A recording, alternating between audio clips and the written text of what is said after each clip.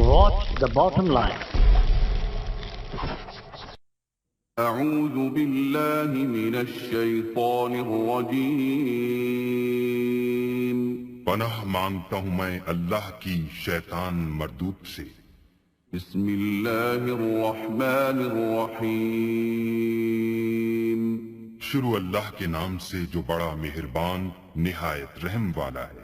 ناظرین کرام، اللہ عز و جل کے برگزیدہ بندے جو اپنی تمام زندگی اللہ تعالیٰ کی بندگی اور اس کی عبادت اور زہد و تقوی کے لیے وقف کر دیتے ہیں، اللہ تعالیٰ انہیں جب چاہیں اپنی خصوصی عنایت سے اعلیٰ و عرفہ روحانی مراتب پر فائز کر دیتے ہیں، جہاں ان سے غار کے عادت اور کشف اور کرامات کا ظہور ہوتا ہے، اور وہ ایسی ایسی باتیں کہہ جاتے ہیں کہ جن کا عام انسان کبھی سوچ بھی نہیں سکتا.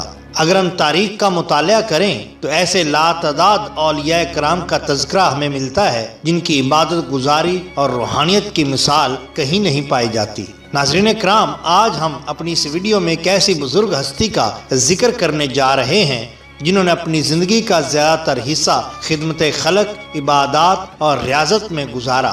ناظرین، ہم بات کر رہے ہیں 20ویں صدی کے معروف صوفی بزرگ حضرت صوفی محمد برکت علی لدھیانوی رحمۃ اللہ علیہ. ناظرین کرام، حضرت صوفی برکت علی لدھیانوی رحمۃ اللہ علیہ پر بات کرنے سے پہلے آپ سے گزارش ہے کہ آپ ہمارے چینل کو سبسکرائب کیجئے تاکہ ہم آپ کو بر وقت اچھی اور معلوماتی ویڈیوز پہنچا سکیں. ناظرین، صوفی برکت علی لدھیانوی سن 1911 کو موضع برہمی ضلع لدھیانہ بھارت میں پیدا ہوئے.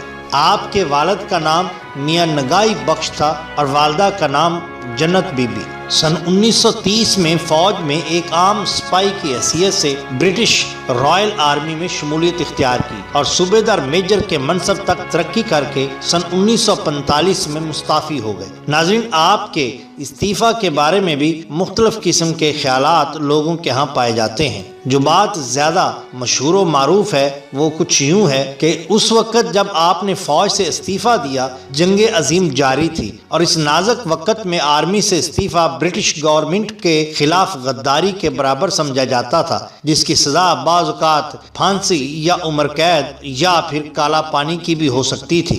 ابتدا میں برٹش حکومت کی طرف سے آپ کو فیصلہ تبدیل کرنے کے لیے طرح طرح کے لالچ دیے گئے. جب آپ رحمۃ اللہ علیہ نے ان کی بات نہ مانی تو کہا جاتا ہے کہ آپ کو زہر بھی دے دیا گیا. خدا کی قدرت کہ آپ رحمۃ اللہ علیہ کو ایک قے آئی جس سے زہر خارج ہو گیا. بعد ازاں آپ کو کورٹ مارشل میں بھی باعزت بری کر دیا گیا. فوجی وردی اتارنے کے بعد آپ نے عہد کیا کہ باقی کی زندگی اللہ کے ذکر اور دین اسلام کی دعوت و تبلیغ اور اللہ کی مخلوق کی بے لوث خدمت میں صرف کی جائے گی.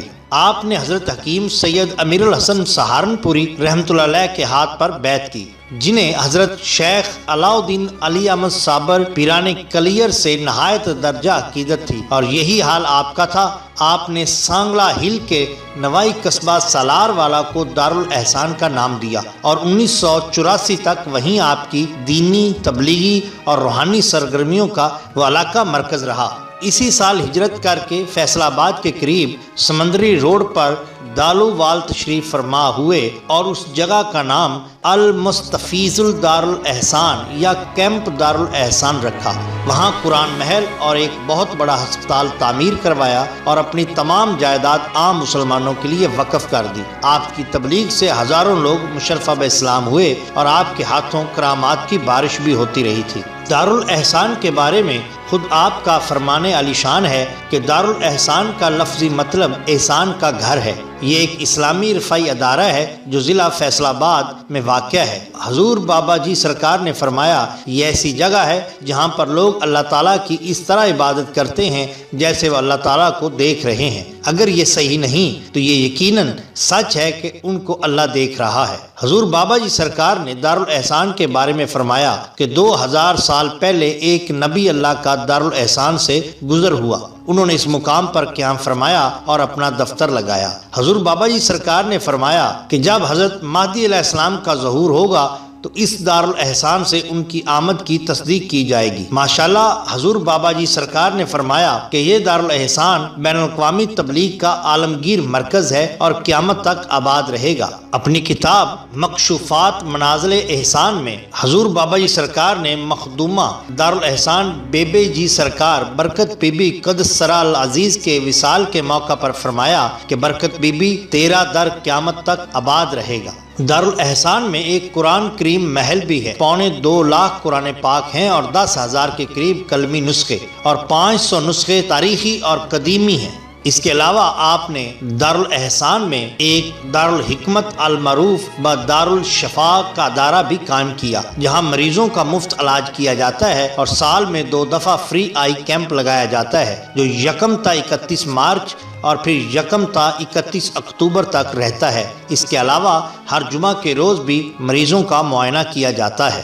ناظرین کرام، تاج دارالاحسان نے 300 سے زائد کتب اور رسائل تصنیف فرمائے، جن میں مکشوفات منازل احسان 5 جلد پر، مقالات حکمت، ترتیب شریعت، اسم النبی الکریم زیادہ مشہور و معروف ہیں۔ دوستو، جیسا کہ ہم جانتے ہیں کہ اولیاء کرام رحمت اللہ علیہ کے اکثر مستقبل کی جھلکیاں اچھے خوابوں کی صورت میں دکھائی دیتی ہیں، لیکن چونکہ ایسی باتیں لب پر اعلانے کی اجازت نہیں ہوتی، اس لیے اشاروں اور کنائیوں سے کام لیا جاتا ہے، اور بعض اوقات کلندر لوگ اس کا اظہار بھی کر دیتے ہوتے ہیں۔ اس طرح بہت سارے کرامات آپ سے بھی منسوب ہیں۔ 20ویں صدی کے یہ عظیم المرتبت صوفی 16 رمضان المبارک سن 1417 ہجری بمطابق 26 جنوری سن 1997 کو اپنے مالک حقیقی سے جا ملے۔ آپ کی آخری آرامگاہ یہیں پر موجود ہے۔ مون ڈائجسٹ لاہور کے چیف ایڈیٹر جناب ادیب جاودانی نے حضرت لدھیانوی قدس سرا العظیم پر اپنے ماہنامہ کے 3 خاص نمبر نکال کر نہایت اہم خدمت سر انجام دی ہے۔ ناظرین کرام، حضرت صوفی محمد برکت علی لدھیانوی نے اپنے پوتے میاں مقصود احمد کو ایک مرتبہ بتلایا کہ ایک آدمی کو مدینہ طیبہ میں حضور اقدس صلی اللہ علیہ وآلہ وسلم کی زیارت نصیب ہوئی۔ آپ صلی اللہ علیہ وآلہ وسلم نے اس بندے سے دریافت کیا کہ کیا تم برکت علی کو جانتے ہو؟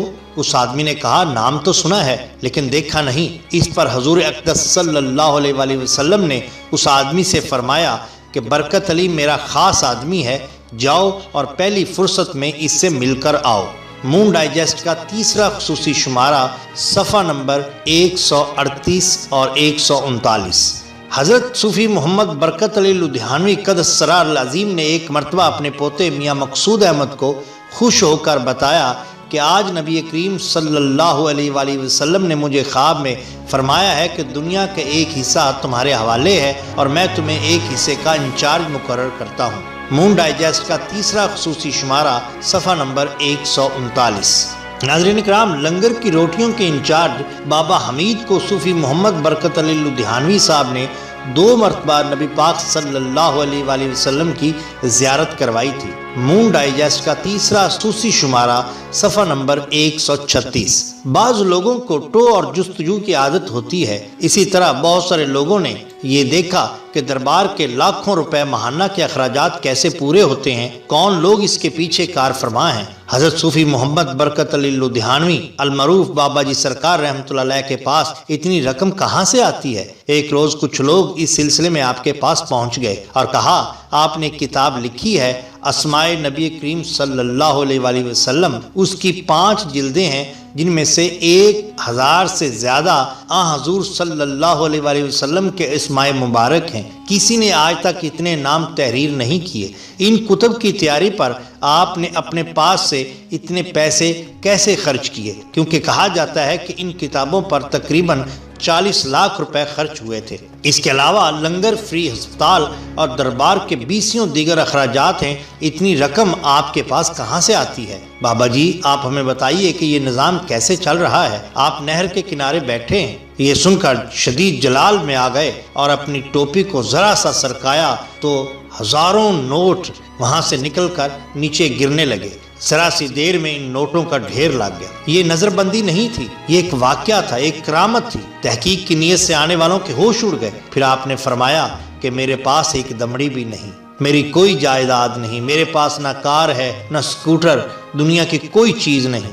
ہماری روزی پرندوں کی طرح ہے جو صبح بھوکے گھونسلے سے اڑتے ہیں اور شام کو سیر ہو کر لوٹتے ہیں۔ پھر آپ نے یہ شعر پڑھا، پلے خرچ نہ بن دے پنچھی تے درویش، جنہ تقوی رب دا اونا رزق ہمیش۔ پھر فرمایا، کھا کھلا بچا کر مت رکھ، کل کی روزی کل ملے گی۔ میرا ہاتھ نبی پاک صلی اللہ علیہ وسلم کے ہاتھ میں ہے، میں جتنی چاہوں رقم حاصل کر سکتا ہوں۔